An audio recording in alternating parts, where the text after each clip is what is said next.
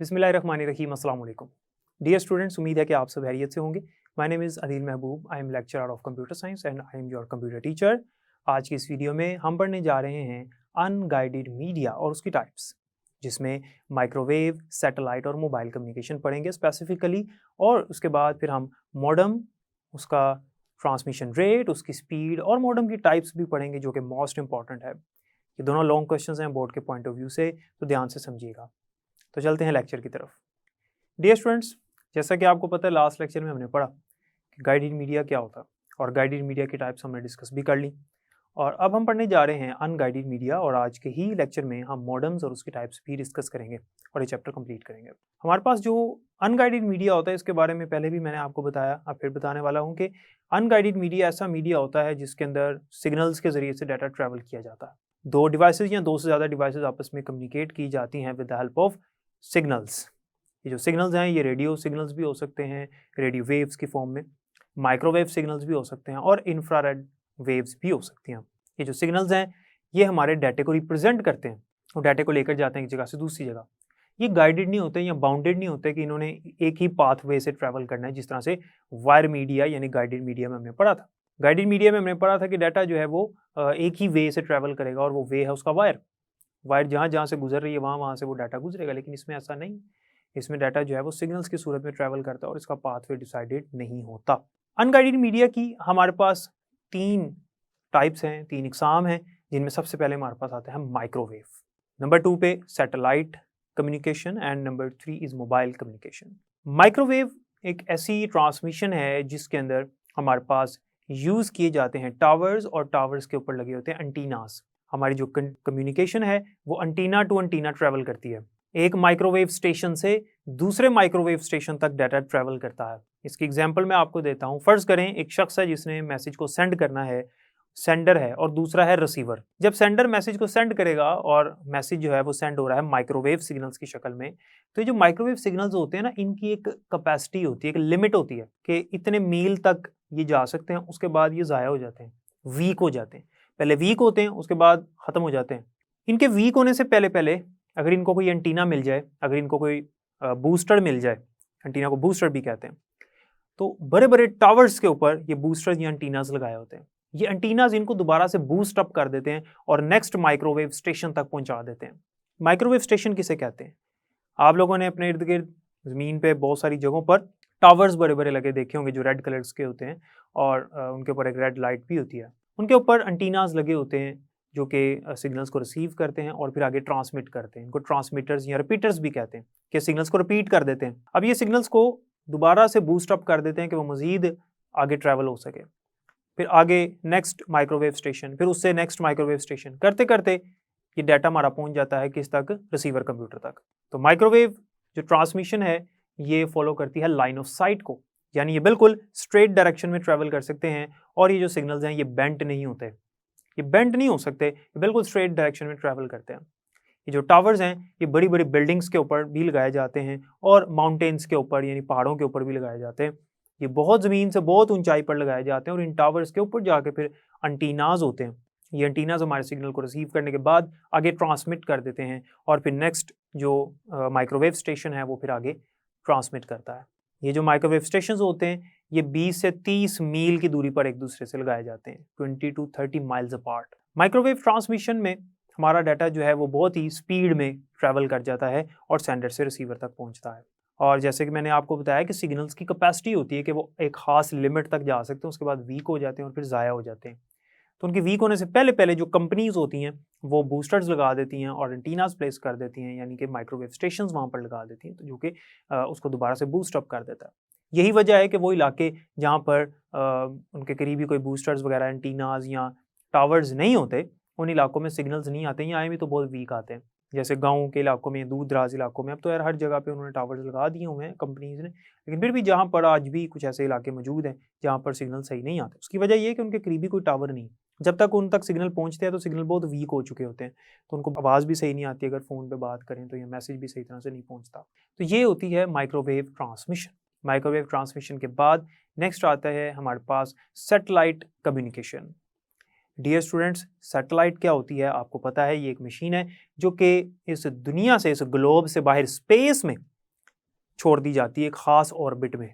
Satellite को space में यानी दुनिया से बाहर जहाँ पे force of gravity, force of friction मौजूद नहीं है, वहाँ पे स्पेस में जाकर सैटेलाइट को छोड़ दिया जाता है। सैटेलाइट जो होती है ये चूँकि स्पेस में कोई फोर्स ऑफ ग्रेविटी या कोई फोर्स ऑफ फ्रिक्शन नहीं है, तो सैटेलाइट जिस ऑर्बिट में छोड़ी जाती है उस ऑर्बिट में रहती है। अब होता ये है कि जो सैटेलाइट है वो ज़मीन से ही सिग्नल को रिसीव करती है और ज़मीन पे ही ब्रॉडकास्ट कर देती है। इस कॉन्सेप्ट को ज़रा समझिएगा। होता ये है कि ज़मीन से जिसने अपना चैनल दिखाना है, चैनल का शो दिखाना, फॉर एग्जांपल एक चैनल है जो टीवी चैनल्स होते हैं और उस चैनल ने अपने एक लाइव शो दिखाना है, तो उनकी अपनी एक सैटेलाइट है या सैटेलाइट उन्होंने ली हुई है रेंट पे, तो वो सैटेलाइट के साथ कनेक्टेड है। ज़मीन से सिग्नल्स पास आउट करेंगे अर्थ से बाहर स्पेस में सैटेलाइट को, सैटेलाइट वो सिग्नल रिसीव करेगी। इस प्रोसेस को कहते हैं अपलिंक। जब ज़मीन से सिग्नल जाते हैं सैटेलाइट तक, इसे कहते हैं अपलिंक, और जब सैटेलाइट ज़मीन की तरफ सिग्नल वापस भेज देती है इसको कहते हैं डाउनलिंक। तो एक पॉइंट से, एक अर्थ स्टेशन से, जहाँ से सिग्नल आए इसे अर्थ स्टेशन कहते हैं। आपने वो डिशेस देखी होंगी मुख्तलिफ जगहों पर, पहले लोगों ने अपनी छतों पर भी लगाई होती थी डिशेस, अब मुख्तलिफ आपने न्यूज़ चैनल्स की वैन्स के ऊपर देखी होंगी। अब खैर हम लोग नहीं लगाते, अब केबल ऑपरेटर्स जो हैं वो इसी चीज़ को खुद ही मैनेज करते हैं और हमसे सिर्फ रेंट लेते हैं केबल का, तो वो चैनल्स को मैनेज करते हैं और डिशेस उन्होंने लगाई होती हैं, वो इस चीज़ को देखते हैं। तो ज़मीन से जो डिश के ज़रिए से सिग्नल्स आते हैं सैटेलाइट तक, तो वो जो ज़मीन का पॉइंट है, वो जो प्लेस है ज़मीन पे इस दुनिया में, उसे कहते हैं अर्थ स्टेशन, ठीक है। और वो जो अर्थ स्टेशन है वहाँ से जब सिग्नल आता है सैटेलाइट को, इसे कहते हैं अपलिंक, और सैटेलाइट दुनिया में फैला देती है। ब्रॉडकास्ट का मतलब होता है फैला देना, नशर कर देना।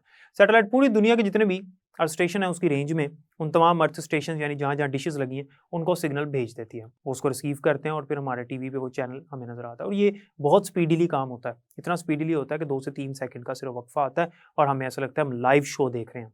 तो ये होती है सैटेलाइट कम्युनिकेशन। अब सैटेलाइट को ज़रूरत भी तो होती है ना बिजली की, इलेक्ट्रिसिटी की ज़रूरत है, जाहिर सी बात है, मशीन है, तो वो फिर कैसे काम करती है, तो उसके साथ सोलर पैनल्स लगाए होते हैं, आप डायग्राम में देख सकते हैं। उसके साथ सोलर पैनल्स होते हैं और वो जो है वो खुद ही इलेक्ट्रिसिटी प्रोड्यूस करते हैं सूरज की मदद से, और जो रेज़ होती हैं सूरज की, और फिर उससे जो है वो ऑपरेट करते हैं। सैटेलाइट जो है वो असल में जब ज़मीन से सिग्नल रिसीव करती है तो ज़मीन की तरफ ही वापस नहीं फेंकती। अब होता ये है कि सैटेलाइट जो है उसका रुख उन्होंने मून की तरफ, चाँद की तरफ किया हुआ। तो जब ज़मीन से सिग्नल सैटेलाइट रिसीव करती है तो उन्हीं सिग्नल्स को मून की तरफ ट्रांसफ़र कर देती है, और चाँद से टकराने के बाद सिग्नल जो है वो बाउंस बैक होते हैं अर्थ की तरफ और ज़्यादा स्पीड में होते हैं। चाँद की ये सलाहियत है। तो वो जब टकरा के ज़मीन की तरफ आते हैं, ज़्यादा स्पीड में आते हैं, तो सैटेलाइट को ज़्यादा एनर्जी की फिर ज़रूरत नहीं है, क्योंकि सैटेलाइट ज़मीन की तरफ नहीं ट्रांसमिट करती, वो मून की तरफ ट्रांसमिट कर देती है। ये जो टाइम लगता है सिग्नल्स का सैटेलाइट से मून की तरफ जाना और मून से ज़मीन की तरफ आना, ये सिर्फ 2 सेकंड्स का होता है।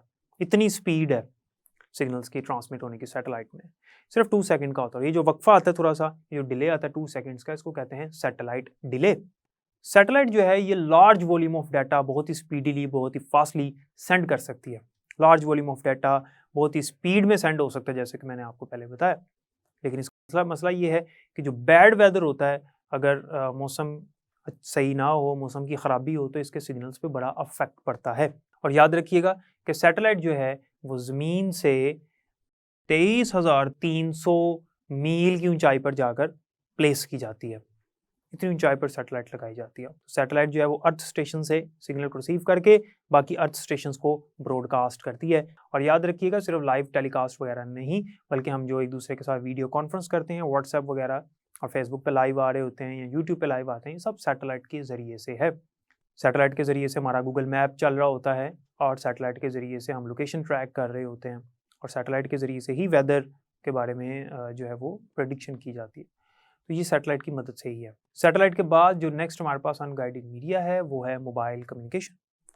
मोबाइल कम्युनिकेशन जो है ये एक ऐसी कम्युनिकेशन है जो शॉर्ट डिस्टेंसेस पर होती है, और ये एक सेलुलर कम्युनिकेशन है।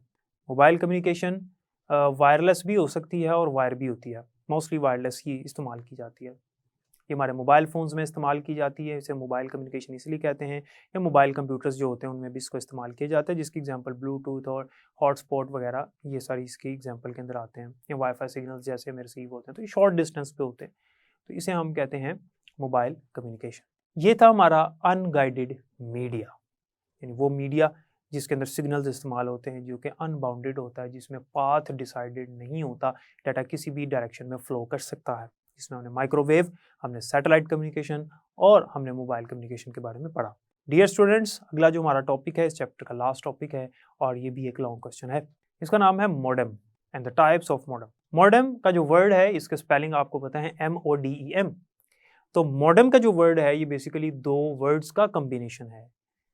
MO stands for modulation and DEM stands for demodulation। आपको याद होगा इस चैप्टर के शुरू में मैंने आपको इनकोडर डिकोडर पढ़ाया था और वहाँ पर मैंने आपको बताया था कि इनकोडर वो डिवाइस है जो इनकोडिंग करता है और डिकोडर वो डिवाइस है जो डिकोडिंग करता है। ये जो इनकोडिंग है इसको मॉड्यूलेशन भी कहते हैं और डिकोडिंग जो है इसको डीमॉड्यूलेशन भी कहते हैं, याद रखना आपने। तो मॉड्यूलेशन की डेफिनेशन क्या हुई? The conversion of signals from digital to analogue is called modulation और encoding, और the conversion of signals from analog to digital is called demodulation और decoding। तो मॉडेम एक ऐसी डिवाइस है, एक ऐसी कम्युनिकेशन डिवाइस है जो हम नेटवर्क में इस्तेमाल करते हैं कंप्यूटर्स को आपस में कनेक्ट करने के लिए, और इसका ये काम होता है कि ये मॉड्यूलेशन करता है और डीमॉड्यूलेशन करता है। जब हमारा कंप्यूटर मैसेज को सेंड करता है तो मॉडेम जो है वो मॉड्यूलेशन करता है, और जब हमारा कंप्यूटर मैसेज को रिसीव करता है नेटवर्क में तो वो हमारा वही मॉडेम जो है वो डीमॉड्यूलेशन करता है।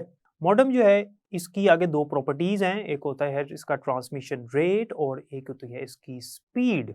डियर स्टूडेंट्स, आपको याद होगा लास्ट लेक्चर में मैंने आपको बैंडविड्थ के बारे में पढ़ाया था और मैंने कहा था कि कैपेसिटी ऑफ मीडियम की कितनी कैपेसिटी है कि वो एक सेकंड में कितने अमाउंट का डाटा भेज सकता है।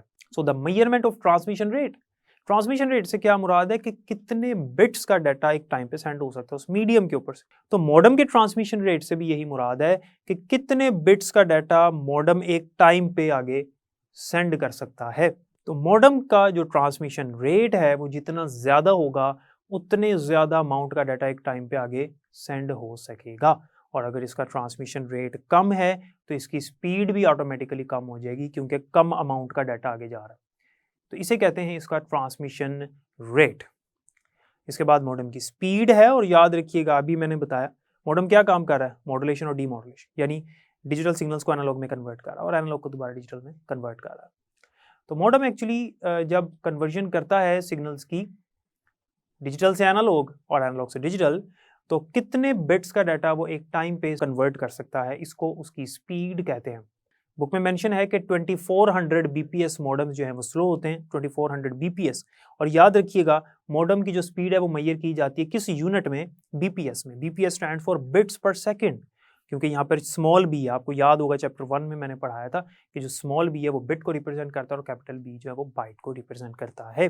तो BPS स्टैंड फॉर बिट्स पर सेकंड। तो ये जो हमारा मॉडेम है ये 2400 BPS स्पीड वाला भी होता है लेकिन ये स्लो है, जबकि 9600 BPS वाला मॉडेम जो है वो फास्ट होता है as compared to 2400 BPS modem. ये इसकी स्पीड है, और अगर इसकी स्पीड ज़्यादा होगी मॉड्यूलेट करने की, यानी डिजिटल को एनालॉग में कन्वर्ट करने की, ज़्यादा बिट्स का डाटा ये कन्वर्ट कर रहा है, तो फिर ऑटोमेटिकली मॉडेम जो है हमारा फास्ट कंसीडर किया जाएगा। तो मॉडेम की ये दो प्रॉपर्टीज़ अगर हम देखें, इसका ट्रांसमिशन रेट और इसकी स्पीड, अगर ये दोनों फास्ट हैं तो हम कहेंगे मॉडेम हमारा फास्ट है और मॉडेम हमारा एफिशिएंट है। लेकिन अगर ये दोनों स्लो हैं, दोनों कम हैं, तो हम कहेंगे कि ये लेस एफिशिएंट है। अब आते हैं मॉडेम की टाइप्स के ऊपर। मॉडेम की हमारे पास 3 टाइप्स होती हैं। Number 1 is external modem, number 2 is internal modem and number 3 is wireless modem. तो सबसे पहले हम इंटरनल मॉडेम की बात करते हैं।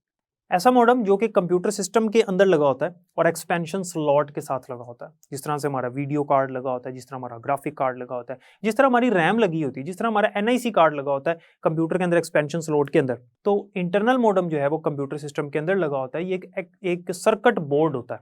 It is just like a circuit board which is inserted into expansion slot inside the computer system on the motherboard। तो motherboard के ऊपर जो एक्सपेंशन स्लॉट है उसके साथ फिक्स हो जाता है और इसको निकाल के दूसरे कंप्यूटर में लगाना इतना आसान नहीं होता, डिफिकल्ट होता है। ये जो मॉडेम है ये पुराने मॉडेम्स थे, अब खैर इतने ज़्यादा इस्तेमाल नहीं होते। और दूसरे नंबर पर हमारे पास आता है एक्सटर्नल मॉडेम। एक्सटर्नल मॉडेम जो है ये हमारे कंप्यूटर्स के साथ अटैच होता है एक्सटर्नली, यानी बाहर लगा होता है, कंप्यूटर के अंदर नहीं होता, लेकिन ये कंप्यूटर के साथ अटैच होता है थ्रू वायर।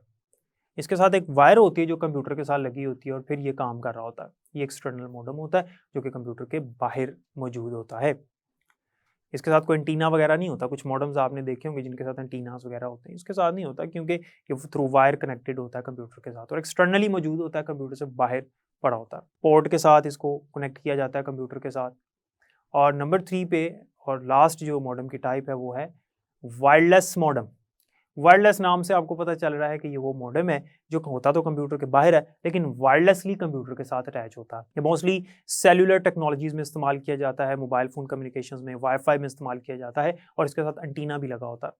इनके साथ एंटीना होता है और ये कंप्यूटर के साथ कनेक्टेड होते हैं वायरलेसली। इनके साथ वायर नहीं लगी होती। इनके अंदर स्मॉल लाइट वेट बैटरीज भी होती हैं जो कि इनको चार्ज भी रखती हैं। ऐसे मॉडेम वायरलेस मॉडेम्स कहलाते हैं और इनको फ्रीक्वेंसी रेडियो मॉडेम्स भी कहा जाता है। उम्मीद है कि मॉडेम और उसकी टाइप्स की आपको समझ आ गई होगी।